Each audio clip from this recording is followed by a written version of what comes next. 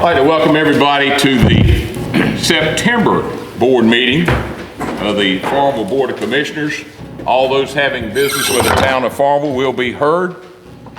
And we've got a bunch of special speakers tonight, and we'll get started in just a second. But before we do, Kim Daniels, I want to thank you for being with us tonight. Farmville, give her a big hand because she is our new best friend. Thank you for being here. And Kim will have the floor a little later on tonight as we move through our agenda. I'll ask everybody stand. Commissioner Shackelford, in keeping with the distancing ordinances that we have and trying to be respectful of everybody's position, we have not had the ministers come in, and I have not asked the Boy Scouts to attend to give us all the space, but they will be back. I have been in contact with them. But that being said, I'll ask Commissioner Shackelford to deliver the invocation, and Brenda Elks will lead us in the pledge. Commissioner Shack. All wise and eternal God, our Father, the giver of every good and perfect gift, the creator of all mankind. Lord, we come before you tonight as almost we know how, thanking you, Lord, for your many 10,000 blessings that you stored upon us. We thank you, Lord, for the act of kindness that you've shown. We thank you, oh God, for just being God all by yourself, Lord, how you take care of us, how you take care of our families, oh God. And Lord, we ask tonight that you will continue to bless our little town, continue to lead, guide, and protect us, Lord, that we will do the things be pleasing in thy sight, that we might do the right thing for your peoples, oh God. And Lord, if you do these things for us, we'll be careful to give thy name the glory and the praise. In Jesus' name, amen. Amen. I pledge allegiance to the flag of the United States of America and to the republic for which it stands, one nation, under God, indivisible, with liberty and justice for all. Again, thank you for being here tonight. The first thing on our agenda, if you didn't pick up an agenda, you can pick one up at the desk. The first thing we have tonight is our citizen presentation, and in our citizen presentation, Stephen Hardybrass. Thank you, Stephen. And Stephen's going to be talking about the bike clinic that's coming up. Good evening, Commissioners, Mr. Mayor, members of the public. I want to announce to everyone that there'll be another free bicycle repair clinic being sponsored this time outside because of the COVID situation, under tents with safe distancing and masks and gloves required at Bennett Park on September 19th from 10 a.m. to 2 p.m. This is in coordination with the Farmville Library, and they're hosting it. Some local mechanics I know, myself, Parks and Rec, the Farmville Police Department, as well as the Greenville Bicycle Company. And this is to provide citizens with a free bicycle repair safety clinic, teach them some of the rules of the road, how to ride safely, and making sure that they're riding on the road with traffic and not against traffic, making sure they're following town ordinances about not riding in the parks or riding on the sidewalks in the business district. If you want to learn how to fix up their own flat tire, repair their chain, learn some basic mechanical skills, make sure they're operating a safe, efficient way, since more people are out there walking, riding, etc. This is a free event, sponsored again by the people here in town. In coordination with the police department, we'll also be doing a kids helmet fitting and giveaway while supplies last. Again, it's at Bennett Park, outdoors, providing their safe weather. Saturday, September 19th from 10 a.m. to 2 p.m. Everyone's welcome to attend and come out and learn some skills and have their bikes repaired, basic things for free. Thank you. Thank you, Stephen. For those of you that also signed up tonight, you'll be a part of the public hearing, but that was the only person we had in the citizen comment. With that being said, it's time for the town manager's comment. Thank you, Mayor. Members of the board, you'll need to bear with me on this. Normally I have 2 or 3 brief comments, but I'd like to, if you bear with me, I'd like to read something. Over the weekend, it came to my attention that there were some misleading comments that were made on a variety of topics, anywhere from utility rates to transfers of funds from one fund to another, to the financial condition of the town, to just you name it, a variety of things all over the map. And I want to note that many of the people that commented, 1, don't live in the area, 2, don't live in the city limits, and 3, all of them, I will safely say, don't ask us for information on a regular basis about what we do. They don't come to these meetings to find out what you do. So I just thought it was beneficial to make some comments, and I provided you each with a copy, and I gave the newspaper a copy too. So I'm going to run through these pretty quickly, but As I mentioned, in light of several misleading comments over the weekend on social media, feel that it is necessary for me to respond and provide accurate information to the Mayor, Board of Commissioners, and the general public. The first comment that I wanted to address was that there was a comment noting that the latest water bill seemed to be higher than last month. And I want to note that retail rates were increased 6% effective with the latest utility bill. But also note that our wholesale water provider, Greenville Utilities Commission, raised its wholesale rate to the town of Farmville by 5% effective July 1st. So we passed on the rate increase we were getting plus 1%. Farmville had no water rate increase in 2019, and at that time even absorbed a 5% wholesale rate increase from GUC.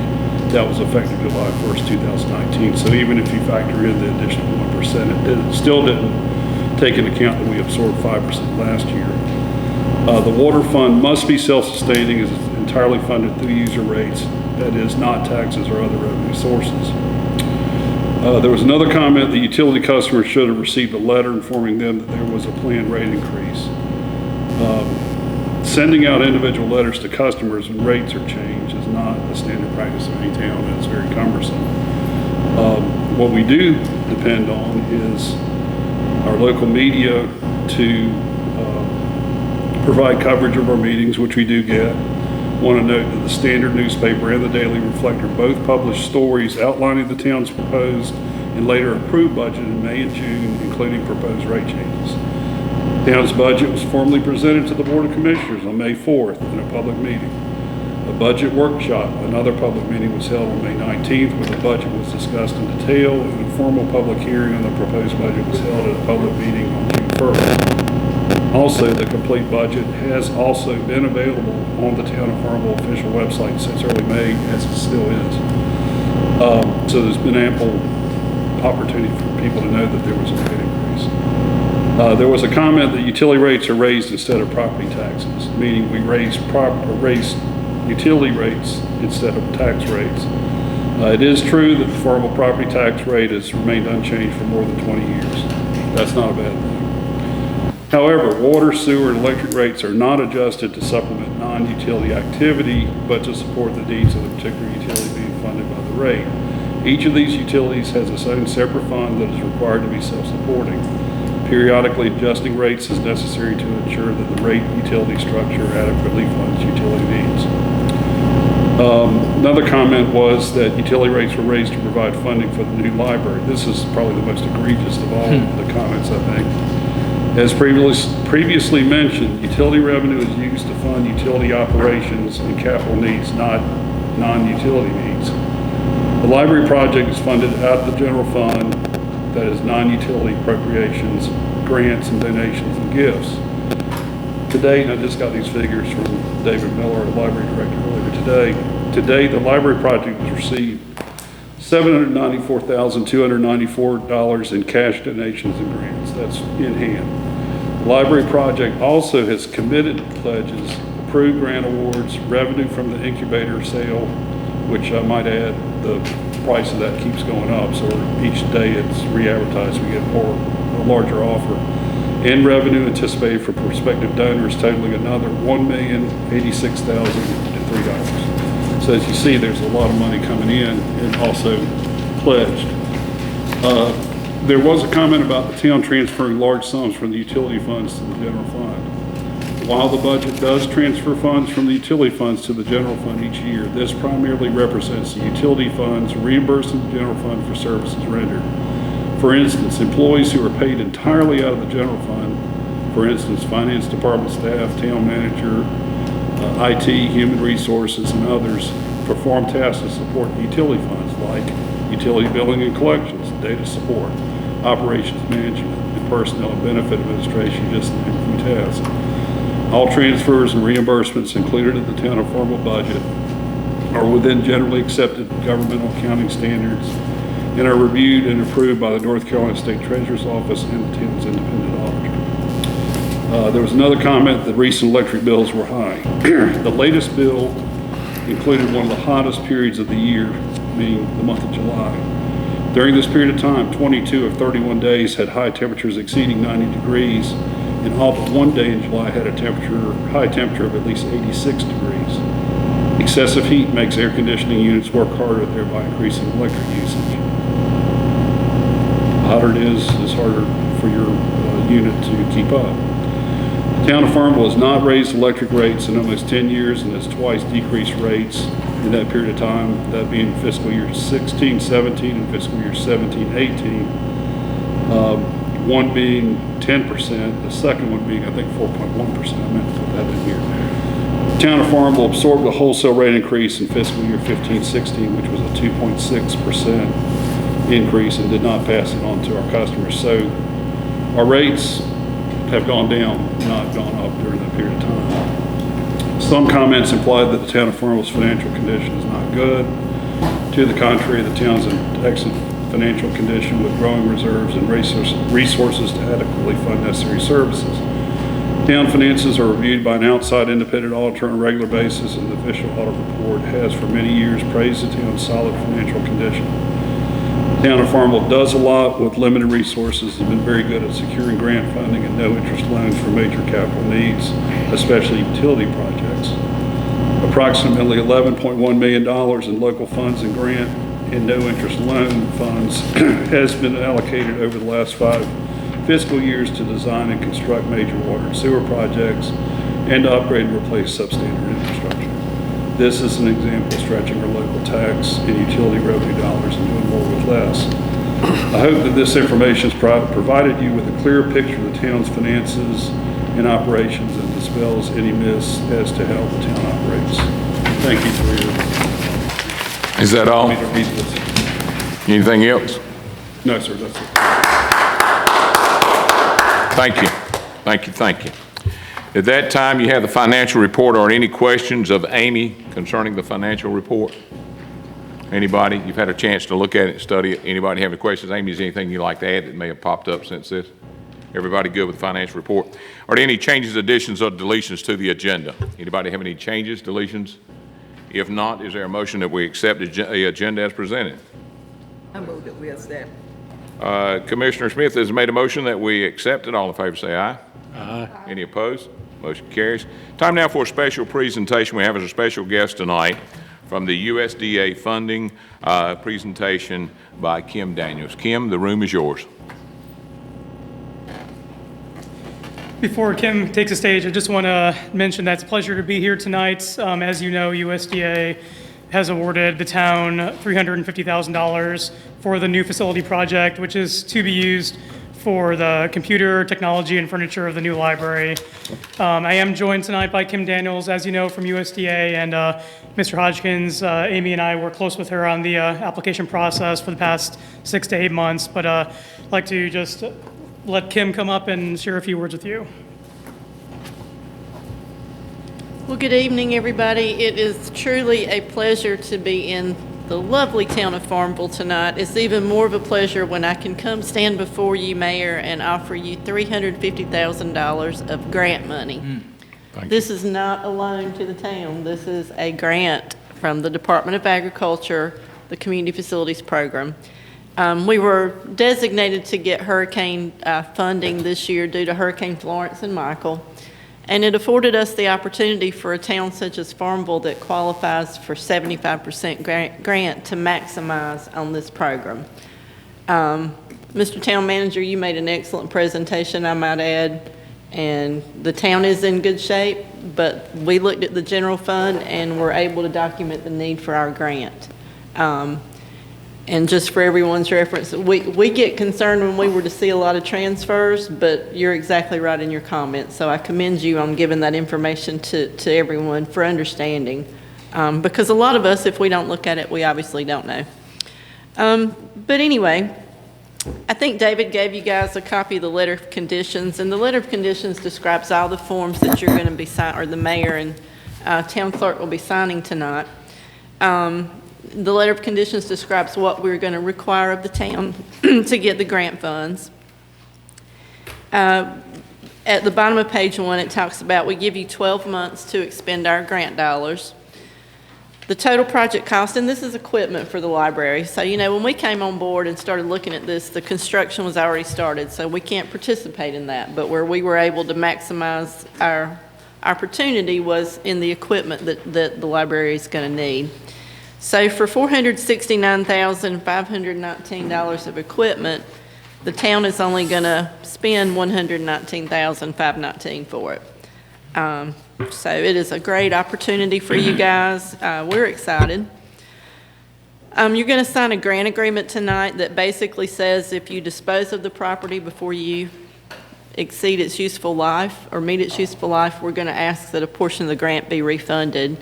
The intent of the Community Facilities Grant Program is to put our monies where it's needed. So for example, if we bought police cars, I love it, and you sold them the next day, then when you see my smiling face, it will be to collect our money. Yes, we can do police cars. We would need you to buy more than one or two, okay? We can do all kinds of programs, and I won't get them.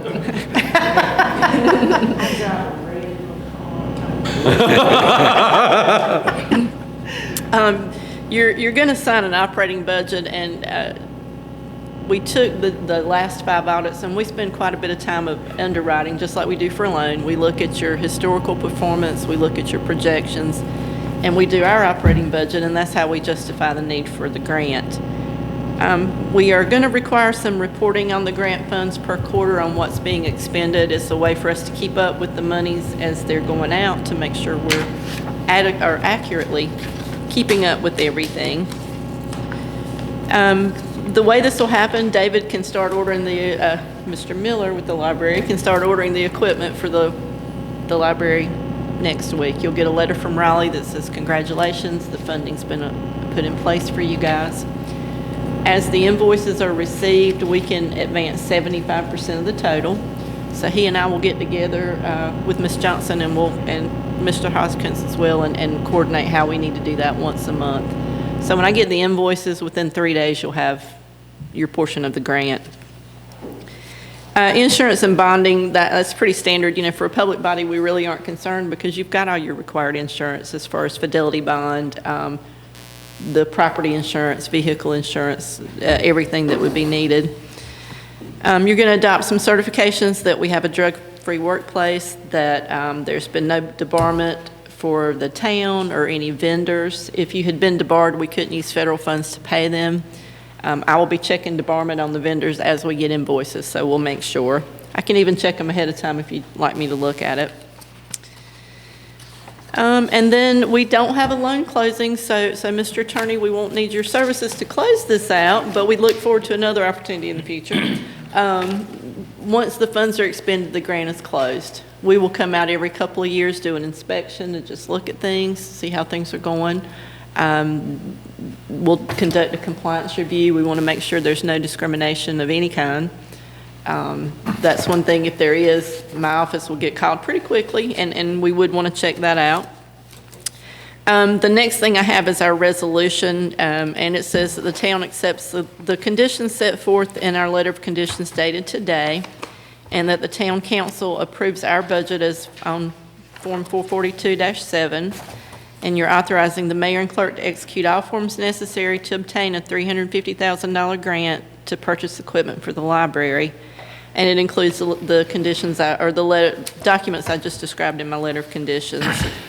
This resolution is to become a part of the official minutes of the meeting held tonight. I will send back a copy for the town and the attorney just to keep on file for everything that's executed tomorrow. But at this point, Mr. Mayor, I'll be glad to answer questions, or if the board is ready to entertain a motion, we can move on. Anybody have any questions for Kim? Seeing none, is there a motion?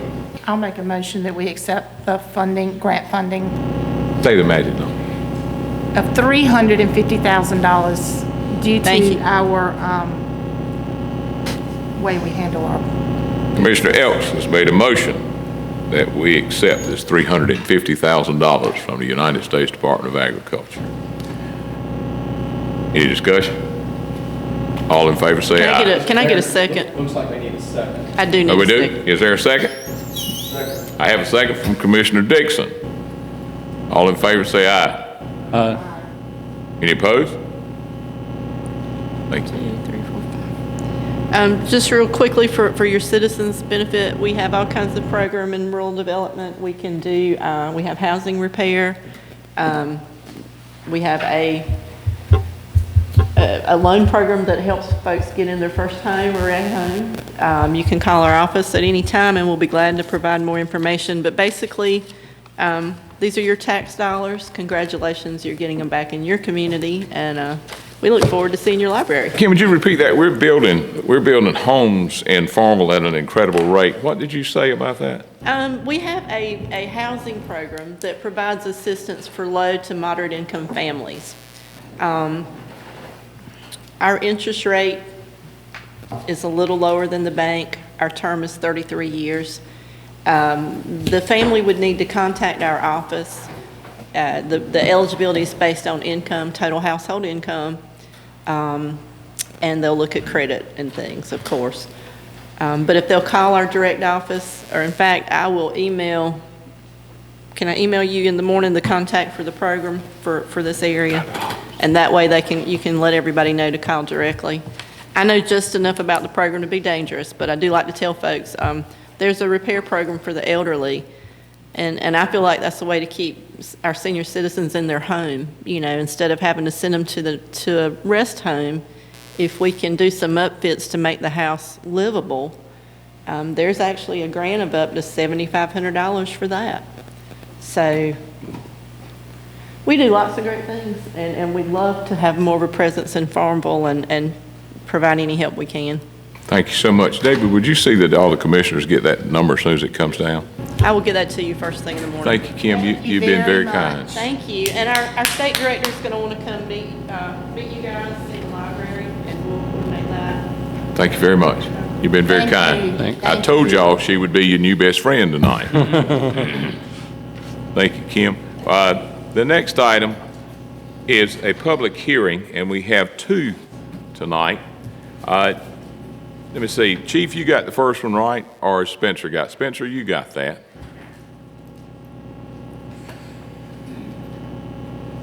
Mayor, Commissioners, tonight I come before you to talk to y'all about amending the speed limit ordinance for the Charter Oaks neighborhood.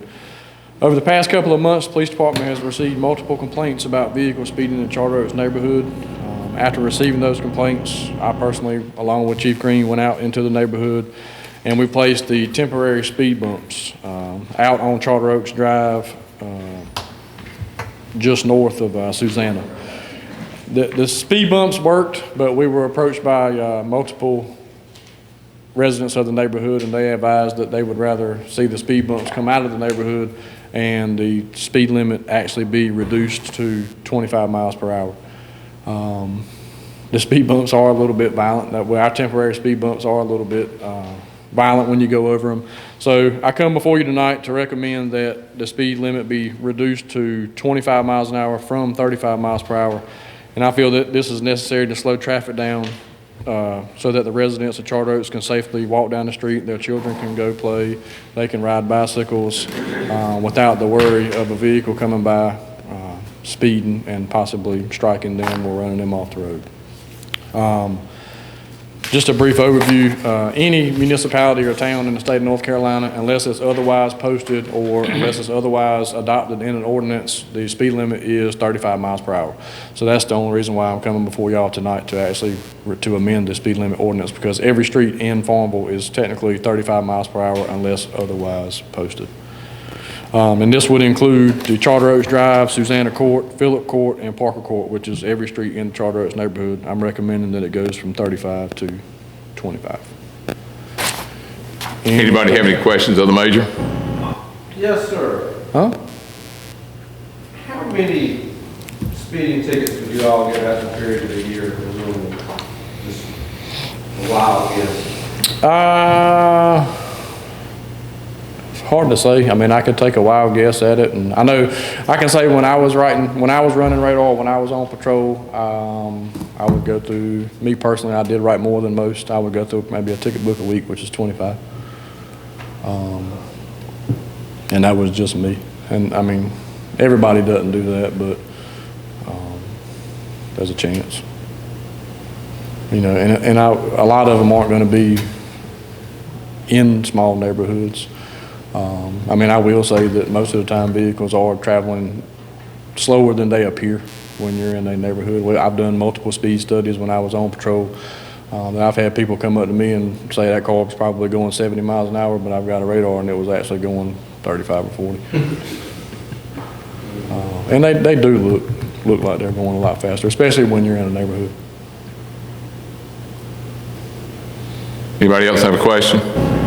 Major, we'll be back with you in a moment. Yes, sir. This is a public hearing. I think Stephen Hardenbrass wants to speak to this, and I think everybody probably got his email today, and that'll save him some time in his presentation, I'm sure. Certainly it will. Thank you. Good evening. With all due respect to the Farmville Police Department and Major Spencer, in spirit, I'm in full support of lowering the speed limits here for safety of pedestrians and cyclists, but not in the details. If we truly want to make things safer for pedestrians and cyclists, there's a complete approach we could take.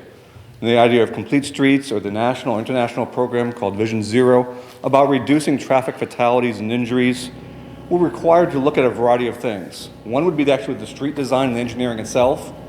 If you go out to the Charter Oak suburbs, this town decided years ago not to require any sidewalks. So people are now required to walk in the shared public space of the streets.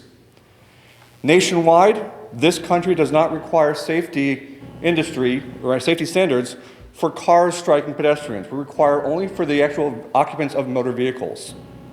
Europe, however, requires actually a better design of grills. With the popularity of SUVs and trucks in this area, most of the grills and the front ends of cars here are killing machines. They would strike a child, perhaps Commissioner Dixon, children about your children's size or so, in the head, almost instantly killing them. For adults, it's usually the chest, and it can cause severe cardiac issues, if not head injuries. We do not, as a nation, set these standards because of lobbying from the car industry. We, as a town, have not set standards for our safety of our streets very well by requiring sidewalks on both sides or complete streets. So the area of Charter Oaks, if you actually look at the distance, if you measure the distance of Charter Oak Drive, it is 0.23 miles. Suzanne Court is 0.8, Phillip Court 0.6, Parker Court 0.9. So as I went out there today and I kind of looked at things, I like this, if we actually really wanted safety for adults' injury, 15 miles per hour is about what the human body can withstand on an impact from a large motor vehicle. We're talking about a Newton's force onto the human body. We are fragile compared to these 2-ton pieces of metal out there. Now, people are going to balk at 15 miles an hour, even though that would be safer for everybody. If we're talking about elderly and people who have more fragile bones or children, we're going to talk about doubling the injury and prevention rate.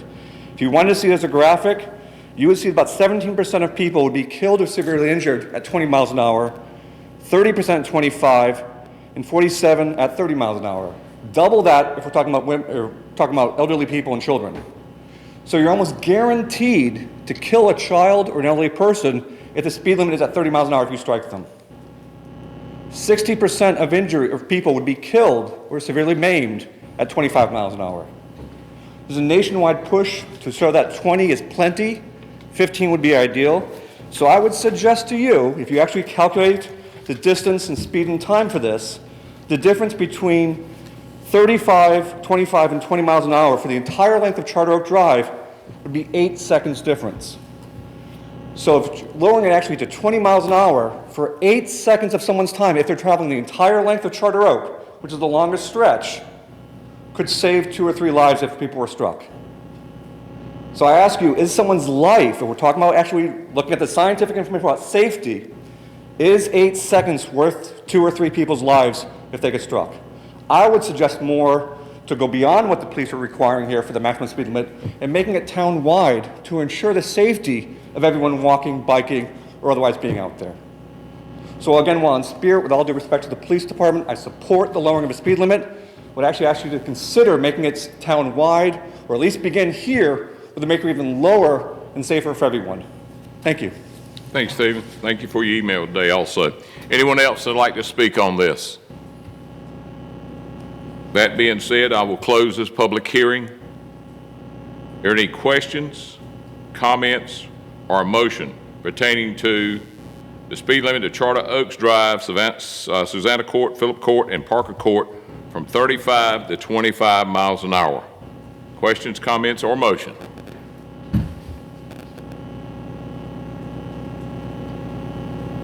Mr. Mayor, if there's no questions, I'll make a motion that we adopt ordinance reducing the speed limit from 35 to 25 on the streets in Charter Oaks. Commissioner Dixon's made a motion that we accept the police department's recommendation of dropping the speed limit from 35 to 25. Is there any discussion? All those in favor say aye. Aye. Any opposed? The ayes have it. Thank you for that. Yes, sir.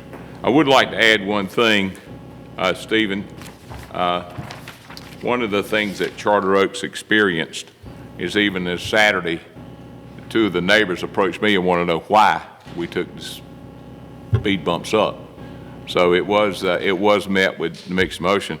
The other thing is, it's not the people that live in the neighborhood. We have 3 construction jobs going on now, and they think it's Darlington out there, but they come through at odd times. I think I think Paul has spoken to the builder out there, the one that his subs are the most ones at fault here. So I do think, I agree with a lot of what you said. I think it's worth investigating, and I'm sure the chief will move forward on that.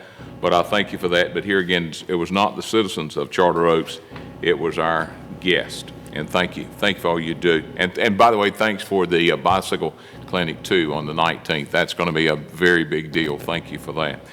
Our next public hearing is an ordinance to amend Chapter 90 Animals of the Town of Farmville Code of Ordinance to add a section regulating the keeping of chickens within the town limits. Now, this has been a topic I've sat in on a couple of meetings there, and I thank the school for their involvement as a project that it is. And Justin, I'll ask you to come up and present this to the board, Chickens and Farmville. All right. Thank you, Mayor. Evening, Commissioners. So I won't go through the ordinance in full line-by-line detail. This there have been some changes. As you recall, an initial draft of this ordinance amendment was presented to you at the second meeting back in June. Since that time, I've had a meeting with a few of you. I've also had some email correspondence back and forth. I've also had some productive meetings with members of the FFA from Farmville Central, as well as some other interested citizens. And also in that time, we've done some research for similar ordinances in other towns across the state and the country as well. When we had left off back in late June, the biggest issue that we had was dealing with the minimum lot size requirement to have chickens, as well as setback requirements. So what I have attempted to do in the time since, what we've looked at doing is setting up kind of a sliding scale that would determine how many chickens an individual could keep on their property, as well as what the setback requirements would be. And this would be based off of the lot size. We've got 4 lot size categories that we've included in this proposed amendment. That would be 1 acre or greater, a half acre to 0.99, a quarter acre to 0.49 acres, and then everything under a quarter of an acre. And depending on your lot size would depend on the maximum number of chickens you would be allowed to keep, as well as what the minimum setbacks would be for that. The setback requirements were determined based off of our existing zoning setbacks, plus an additional 10 to 12 feet on top of that setback, depending on the size of the lot. So the smaller your lot size, the smaller those additional setbacks, the larger, a little bit greater, to provide some more distance there in between. The amended ordinance was taken to the planning board at their August meeting, and the only recommended change that was made at that time from what you had already seen in June was the removal of the term "or similar fowl." As you recall, the way we had drafted it through the ordinance was to say chickens or similar fowl. The recommendation was to remove the "or similar fowl" portion and just leave chickens. So this portion of the ordinance now would relate specifically to chickens. One other change that was made since that time, and this is relating to setbacks as well, would be to require that any chicken coop or cage be closer to the owner's structure than a neighboring structure. So that was one other request that was made. So those were the primary changes that were made at this point.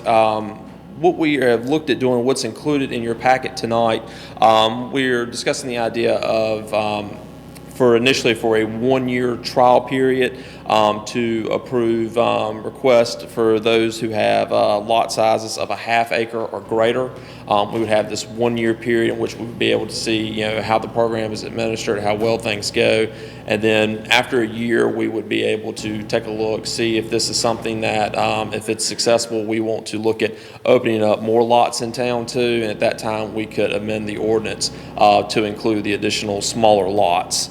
As we mentioned tonight, we'll be looking at ½ acre or greater. So in each of those categories, it would be a maximum number of 10 chickens allowed with a 30-foot setback for those that are ½ acre to .99 and a 32-foot setback for those that have an acre or more. And then if we, at a later point, what we propose at this time now is for a ½ acre to a ½ acre, it would be a maximum of 5 chickens with a 28-foot setback. The same for those lots less than a ½ acre. That's all I have at this time. If you have any questions, I'll be glad to entertain those. I believe we also have a few members from Farmville Central's FFA who are here this evening, so I'll turn it over to them at this time as well. Since this is a public hearing, I do declare this public hearing open. Madison, Cassie, and Jonathan, you can come up together. You can come up one at a time, whatever how you would like to present this.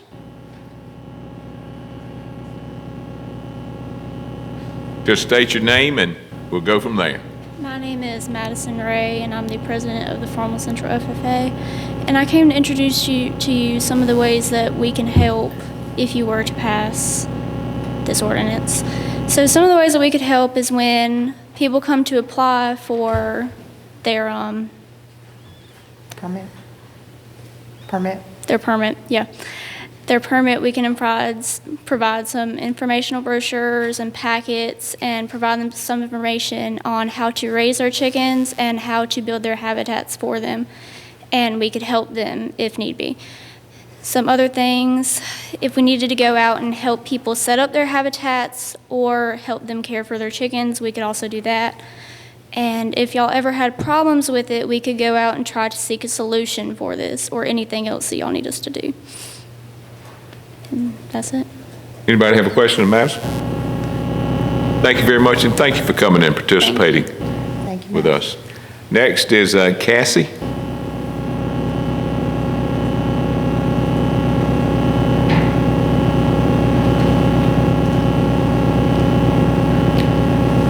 Hi, I'm Cassie Stansel. I'm the Vice President of the FFA.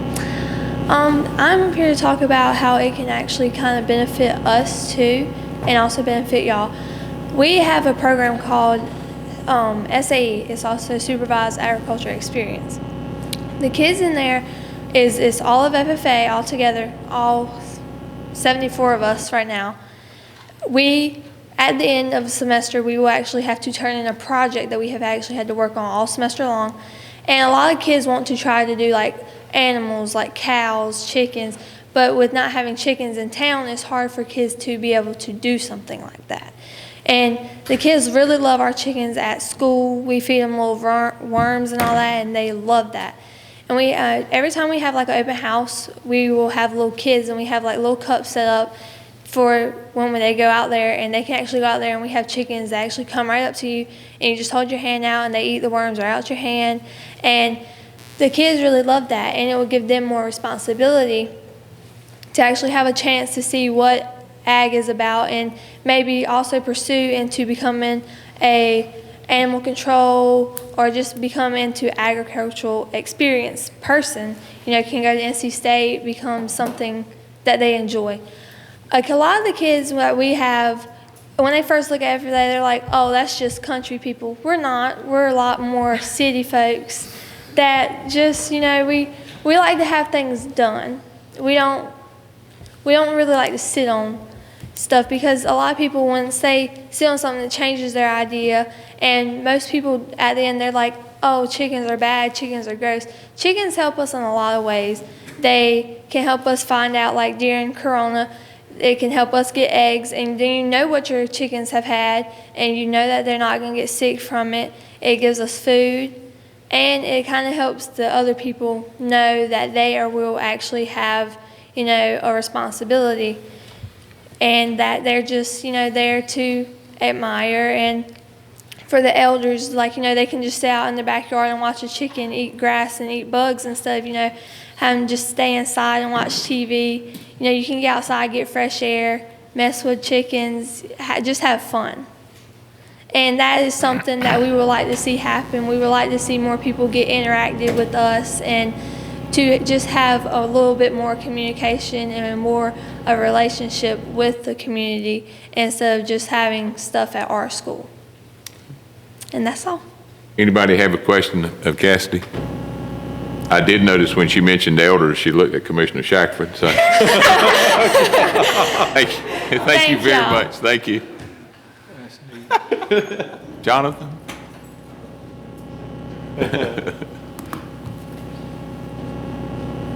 Thank you, Mr. Mayor, and thank you, Commissioners, for allowing some of our students to come speak tonight. Public speaking is one of the things that we really focus on in agriculture education. My name is Jonathan Riggs. I'm the agriculture teacher at Farmville Central. They brought me on about 2.5, 3 years ago now to make the agriculture program full-time at Farmville Central. Since then, it has grown enormously. It makes sense for a town named Farmville that the future farmers of America would be something successful, but it's grown a lot faster than even I expected. We have about 130 active members currently, and we serve 120 or so unique students every year. This ordinance could potentially be something that could provide some opportunities for students to get involved in a number of ways that they've mentioned, things that would benefit them and things that could be kind of mutual and benefit the town as well. If nothing else, I always like to see people being educated on agriculture. Awareness of agriculture is very important, and this is something that the students were interested in getting involved in, and they've, a shout out to Mr. Justin Oates, wherever he got off to, there he is. He's been communicating with a number of students throughout the summer, and they've really gotten to see how this process works and gotten to be involved a little bit, and he actually sat down with some of us not long ago and asked for some input from the students as well. Agriculture is a $90+ billion industry in North Carolina. It's the #1 industry in North Carolina. It never hurts to expose people to agriculture, even if it's on a small scale in their backyard. But we really appreciate you allowing our students to come and speak. They're really excited about some opportunities to provide some benefits to the town, maybe in the form of educational materials. We don't just want the kids who are sitting in my classroom to be educated. We'd like to reach out to the community. We are a resource for the community, and we'd like to offer that resource to you guys. So we appreciate y'all having us this evening. Thank you. Anybody have a question, Mr. Riggs? Mr. Riggs, thank you so much. Oh, you do? I'm most impressed with your students' presentations and the fact that, usually teenagers come up here and they're shy and don't want to speak, and Madison and Cassie both jumped in and provided us with information that some of us, myself, did not know. So I'm very impressed. We pride ourselves on being a student-led organization. I advise, I make sure they don't go crazy, but this is a student-led thing, and I appreciate that y'all recognize their efforts. Thank you. Thank you, sir. Justin, is there anybody else to come before in this public hearing? Seeing none, I now declare the public hearing closed. Justin, is there anything you want to add before, anything that you want to add before I move forward here? No, nothing else at this point. Okay, are there any questions, comments, or motion? I will make a motion that we accept this ordinance, update or change to the existing ordinance so that chickens may be allowed with the appropriate rules. You've heard the motion by Commissioner Elks. Any questions or comments? Seeing none, all in favor say aye. Aye. Any opposed? The ayes have it. Justin, I want to thank you for the effort that you put into this. I know there are a lot of meetings and meeting with the school, and that says a lot about going the distance, and I thank you for that. Thank you very much. Now to move us down to item J, or item number 4. Item J is items for discussion and decision here. Item number 4 is approval of the minutes. Now, David, are all these for just consent? Actually, none of these are consent because I'm seeing this as... items that, normally, we don't have a consent tonight. Okay, all We right. have one item, so, So we're moving right to the approval of the agendas, right? yes, sir. Either I got a wrong copy or something. True. That's correct.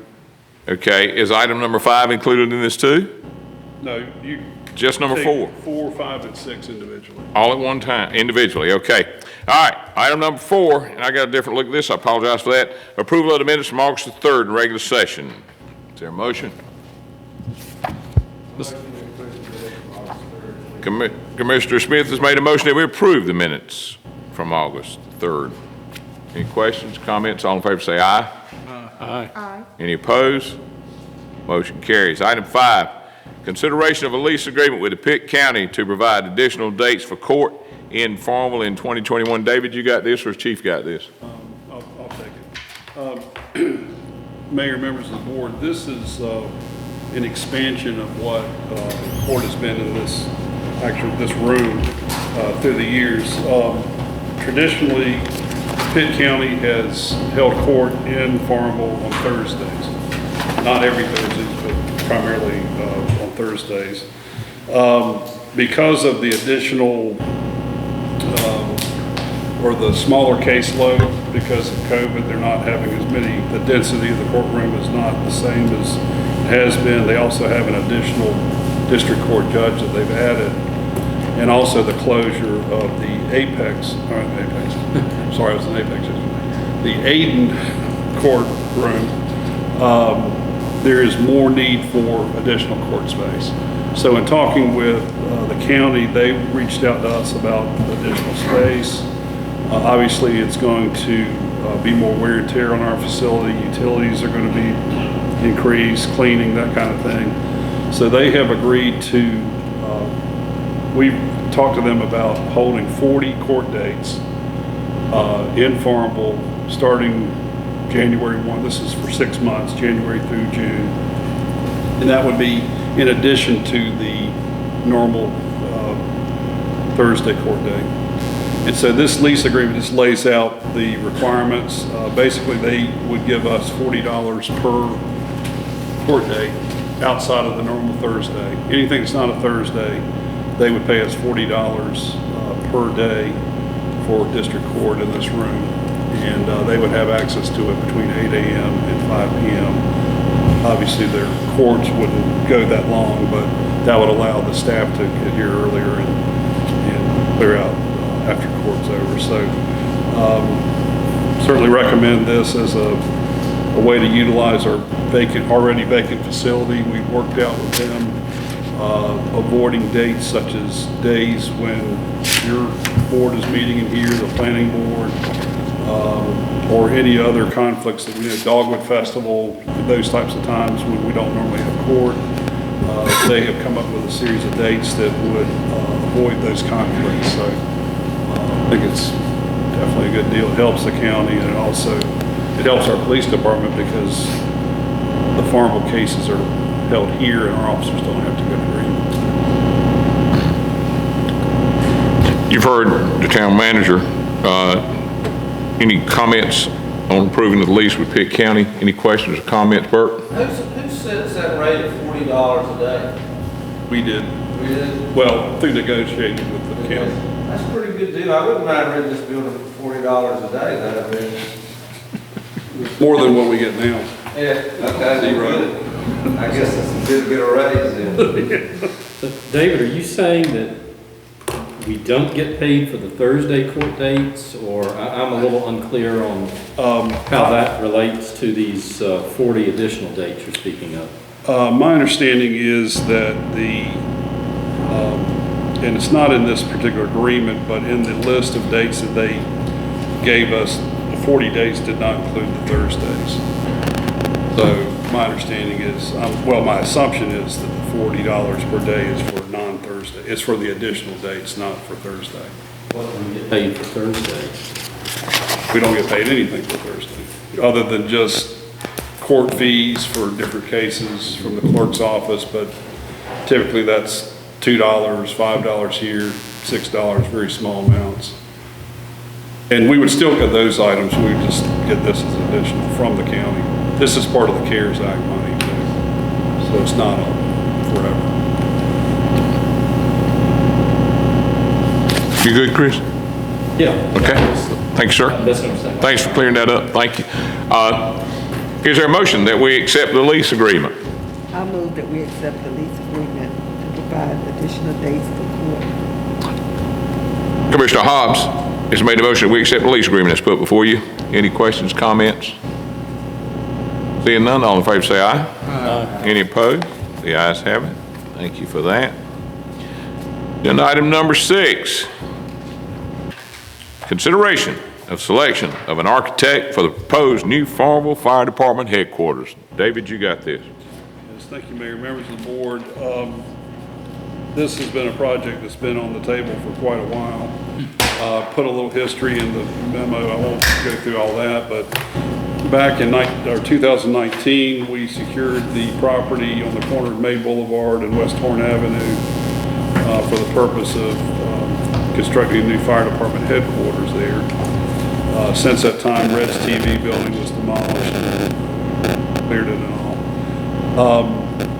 The committee, or the board approved a committee to review the qualifications of interested architects several months later, and we sent out a request for RFQ, excuse me.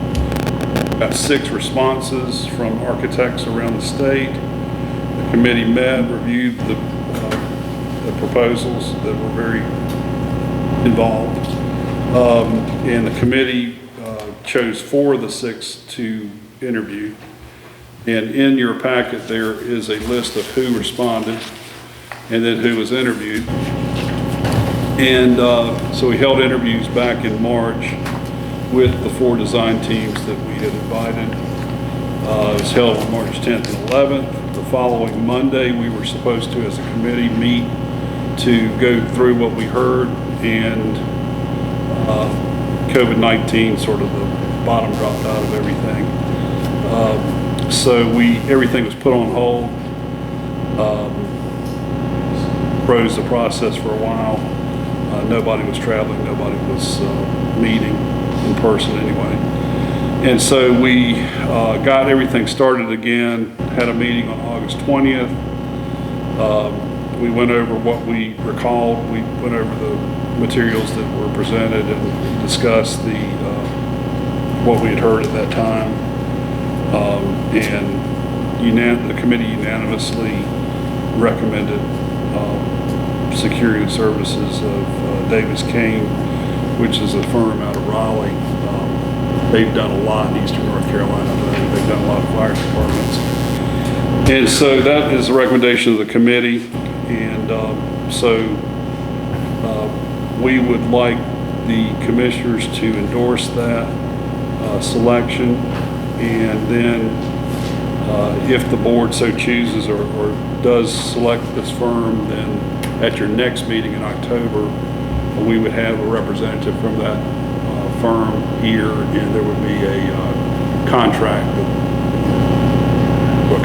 with the firm, and then there would be a whole process similar to what you saw with the library, that we would begin a process of getting input from the public, feedback from you, trying to work out what we need, what we don't need, that kind of thing. So that is a recommendation. Bert, would you like to weigh in on this since you sat in on those meetings? No, I think that was a great decision. Davis Kane made a good presentation. They've done a lot in Eastern North Carolina, but also a lot in the Raleigh area. They've done Raleigh Chapel Wheel Stations. And they probably had a guy by the name of Jimmy Edwards, who was probably the most well-spoken and knowledgeable on fire stations that came to any of the presentations. And so I think the committee felt that, based on his experience and the experience of his firm, that they were the best company to go with. Just to reiterate what Commissioner Smith said before, when this project first got started, that was the first name that came up so often, Davis Kane. So I think you've made the right decision, but board, it's your turn now to decide. The question is, before you, is to endorse the committee's architect firm, Davis Kane. Is there a question, comment, or motion?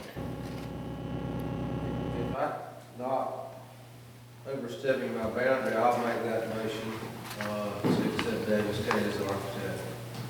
Commissioner Smith has made the motion that we accept Davis Kane as our architect. Any questions, comments? Seeing none, all in favor say aye. Aye. Any opposed? It passes. Thank you for that.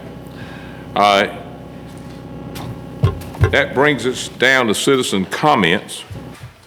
And Ms. Wills, did you have anything for us tonight, or you just, well, you are a bright spot, and thank you for being here. Anybody that would like to address anything you've heard here in citizens' comments? Anybody like to, any comment? Good evening once again. In the last 6 months with this COVID situation, we've all seen supply chains and lines messed up and whatnot. So I just want to say thank you tonight for empowering people, if they so choose, to eat chicken or eat eggs, to allow them to have at least a little more self-sufficiency here in town. As the U.S. today passed 6 million known cases, we're #1 in the world for spreading this exponentially. So I know it's awkward, I know it's difficult, but thank you everyone for washing your hands, keeping your distance, wearing masks. I know the courtroom here is labeled and not to enter the building at all. You'll be asked to leave if you don't wear a mask. I know people have medical reasons not to, whatnot. So I know it's awkward, difficult, but thank you for respecting each other's distances and keeping each other safe and allowing us to become more self-sufficient, because this long, dark night is far from over. Thank you. Thank you. Anybody else? Seeing none, I'll start with Commissioner Dixon, closing comments. I think we had a really nice meeting tonight. I do think we do require sidewalks in new subdivisions now, so we agree with your thoughts, and we're doing everything we can about it now. Commissioner Shack? Oh, I think we're on the right trail. Just stay there. Thank you for that. Commissioner Smith? Not anything really. Thank you for your leadership. I thank David Hodgkins for addressing those issues that came up, and I think that's very important that the town and the people know what really is the truth about what's going on with our financial situation. And to my fellow commissioners, it's good to see y'all. Thank y'all for all you do. Commissioner Elks? I too think we had an excellent board meeting tonight. I was very happy to see the young people that came. When they stood up and started talking, I thought, oh, well, there's your future commissioners, because they're willing to get up and speak and talk at 16 and 17 years of age, and that has a tremendous impact on what's going on in our community. I think we are doing the best job we can with the pandemic. It's been very tough on a lot of people. Of course, numbers are growing, and we still have to do what we can to follow all the rules. And other than that, I appreciate each and every one of you, and I thank our police department for being so diligent on keeping everything going the way they do with their officers and so much going on with the pandemic. Okay, thank you. Mr. Hobbs? Well, I want to thank our mayor for his leadership. Thank you. And the town manager for managing the day-to-day operation of this great town. And I also want to thank all the public servants, because as I said the last time, service is the measure of our success. And I want all of you to be mindful as we approach the next holiday, which is Labor Day. Continue to stay safe, informed, and healthy. And I'll see you next time. Thank you. This has been our September meeting. I thank each and every one of you for coming out, and I want to extend, David's heard this. We've had 4 groups come to Farmville in the past few weeks that have toured downtown and wanted to see what is going on with our development. I've had several groups come in and look at how we are building houses without changing the landscape, and that's important. But probably the biggest accolade I had was a few weeks back, a fella called, and he was coming in here to look at the possibilities of kayaking down behind the disc golf. And of course, we have a meeting scheduled with Knee Deep Ventures to talk about kayaks, because that's such a big thing. It's kind of like disc golf. Never thought about it until somebody brought it up. Well, anyway, He couldn't get here on Saturday. The group couldn't get here on Saturday because it was a perfect day to kayak in the Charlotte area, so they came in on Sunday. And the long and the short of it is, they told me how beautiful Farmville was, and he said you can tell a lot about a town on Sunday. And I never really thought about it that way. So all of you in the department heads and the staff, I want to thank you for that. That was quite a surprise because we didn't know it was coming, but it came to me. That was a great accolade. The other thing is USDA. I want to thank them for what they're doing. I want to thank Dr. Hobbs for her leadership with the USDA and taking the lead on that and making sure everything with the USDA was right. And I want to thank the DMV.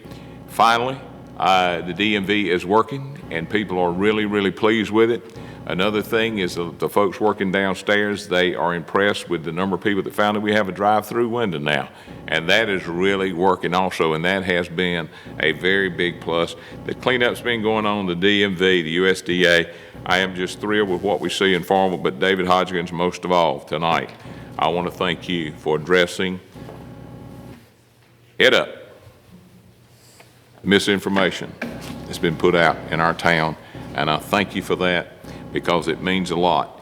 And now, once again, we'll meet in October, first Monday night in October, and anybody have any questions, I hope they'll come to this meeting. With that being said, is there a motion that we adjourn? There's a motion we adjourn. All in favor say aye. Aye. Thank you for coming. This meeting is over.